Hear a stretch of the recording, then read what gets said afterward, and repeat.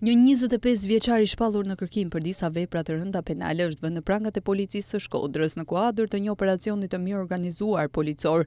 I riu identifikuar si Seit Curaj akuzohet për vjedhje të kryer në bashkëpunim, mbajtje pa leje dhe prodhim të armëve shpërthyese dhe municioneve, si dhe për prodhim e shitje të lëndëve narkotike. Sipas njoftimit zyrtar të policisë, arrestimi është bërë gjatë operacionit të koduar Livadhet, I cili u zhvillua nga sektori për hetimin e krimeve të rënda në bashkëpunim me shërbimet e Komisariatit të Policisë Shkodër, forcat e posaçme Shqiponja në Shkodër, si dhe mbështetjen e Forcës Kombëtare të Sigurisë Njësia Shkodër.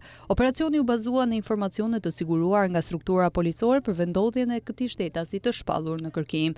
Të dy këta shtetas ishin shpallur në kërkim pasi gjykata e shkallës së parë e juridiksionit të përgjithshëm Shkodër kishte caktuar ndaj tyre masën e sigurisë arrest me burg për vepra penale të sipërpërmendura. Po ashtu në datën 29 prill 2025, gjatë një kontrolli të ushtruar nga policia në vendin e quajtur Livadhet e Kirasit, në lagjen Gueril, u gjetën dhe u sekuestrua një armë zjarri automatik, municion luftarak si dhe një sasi lëndë e dyshuar narkotike llojit kanabis. Në afërsi të këtij ambienti, rreth 100 metra larg, u zbulua edhe një automjet tip Toyota Hilux, pa targa I cili ishte fshehur dhe I mbuluar. Pas verifikimeve të kryer, rezultoi se automjeti ishte I vjedhur më parë në qytetin e Durrësit. Policia bën me dije se hetimet po vijojnë për dokumentimin e plotë të kësaj veprimtarie kriminale, si dhe për identifikimin e personave të tjerë që mund të jenë të përfshirë. Materialet proceduriale në lidhje me këtë çështje janë referuar prokurorisë së Shkodrës, e cila do të ndjek veprimet e mëtejshme ligjore.